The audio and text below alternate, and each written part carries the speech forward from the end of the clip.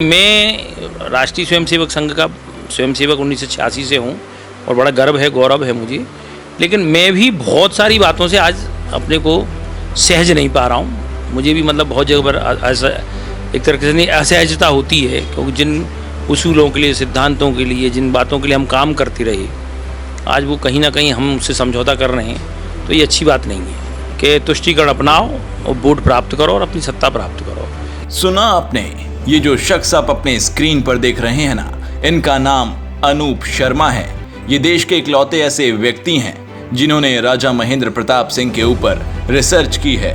1986 से राष्ट्रीय स्वयंसेवक संघ यानी आरएसएस से जुड़े हुए अनूप शर्मा से जब न्यूज नाउ इंडिया ने बात की तो वो खुद को रोक नहीं पाए। लाख बंदिशों के बाद भी इनका दर्द आखिरकार छलक ही गया।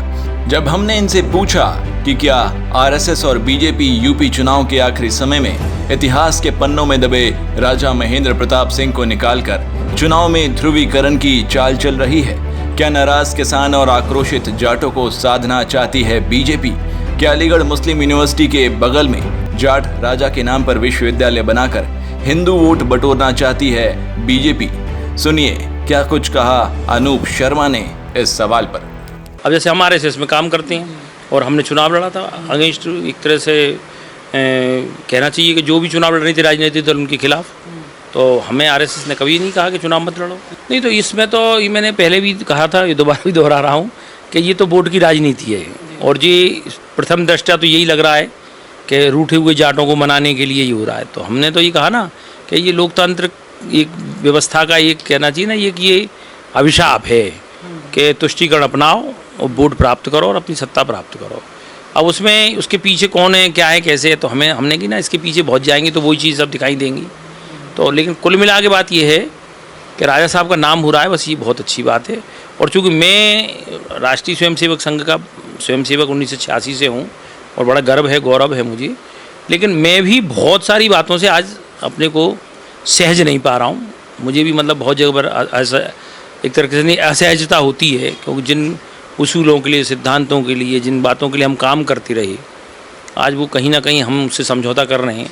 तो ये अच्छी बात नहीं है। लेकिन अब क्या कर सकते हैं, जो भी अब जैसी परिस्थिति है उस हिसाब से। राजा साहब तो ऐसे किसी पर्टिकुलर किसी दल के ना तो अंग थे, न सदस्य थे, ना वो मान्यता देते थे। उनका ये कहना था अगर हम इस प्रकार की बातें करेंगे तो फिर वही वाली बात उत्पन्न होने वाली हैं।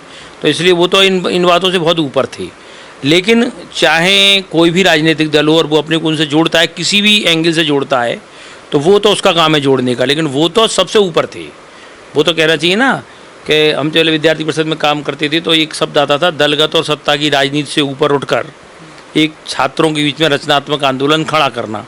तो ऐसे ही हम राय साहब को मानते हैं कि दलगत और सत्ता की राजनीति से ऊपर उठकर एक ऐसे समाज का निर्माण करना जो देश को आगे ले जाए, उन्नति के पथ पर ले जाए। मैंने बताया ना, वो सब इन सब बातों से बहुत ऊपर थे। उनका कहना क्या था, अच्छा व्यक्ति कोई भी हो और समाज के लिए अगर काम कर रहा है तो वो मैं उसको स्वीकार करूँगा। मेरा कोई उससे कोई ऐसा राग और द्वेष नहीं कि वो अमुक दल का है या वो अमुक दल का है, वो अमुक पार्टी का, ऐसा कुछ नहीं। और इसीलिए उनको इतनी मान्यता मिली। वो वास्तव में ये सही है कि वो अब तक नहीं जाने गए, अब जाने जाएंगे तो लोग फिर बहुत आश्चर्य करेंगे कि वो किसी से उन्होंने अपने को बांधा नहीं। वो तो देश की सीमाओं से भी बांधने को अपने को तैयार नहीं थे। मैंने बताया ना, संसार संघ की स्थापना के पीछे उनका उद्देश्य ये था कि हम एक सीमा में बांध के अपने को रहेंगे। हमने जो कहा ना वसुधैव कुटुंबकम, वो उसको साक्षात करना चाहते थे कि वसुधैव कुटुंबकम ही है, पूरा विश्व एक परिवार है और उस परिवार के हम एक अंग हैं। और यहाँ पे सब सुखी रहें, सब शांति से रहें, सब आनंद का जीवन जिएँ, सब एक अच्छा जीवन जिएँ, इसका प्रयत्न करना चाहिए सबको मिलकर। अगर हम इसको राजनीतिक किसी चश्मे से देखेंगे तो वो उनके साथ न्याय नहीं हो पाएगा, किसी भी रूप में नहीं हो पाएगा। इस सारे राजनीतिक दलों के लिए मेरा कहना है, अगर एक दल दूसरे के ऊपर कोई आरोप लगा रहा है तो ये वो वास्तव में गलत है।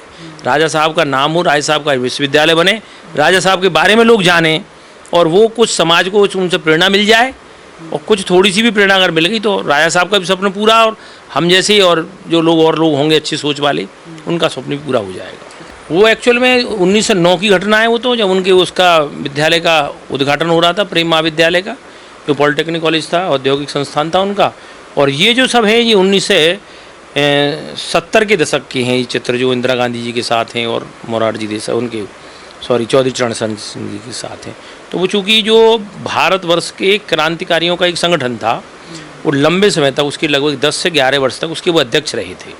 तो जब अध्यक्ष रहे थे तो भिन्न भिन्न समय पे क्रांतिकारियों के कार्यक्रम होते थे, तो उसमें भारत के प्रधानमंत्री, भारत के अन्य अन्य मंत्री आते थे, तो वो उनकी अध्यक्षता तो राजा साहब करते थे उसकी। तो लेकिन राजा साहब अपनी खुल के बात कहते थे, अब तुम्हें अच्छी लग रही तो सुनो, नहीं अच्छी लग रही मत सुनो। उनका तो टू दी पॉइंट बात होती थी और फ्रैंक बोलते थे वो तो अपना। इसीलिए उनको कोई मतलब ऐसा कह सकते हैं ना कि कोई उनको अपने ड्राइंग रूम में नहीं सजा पाया।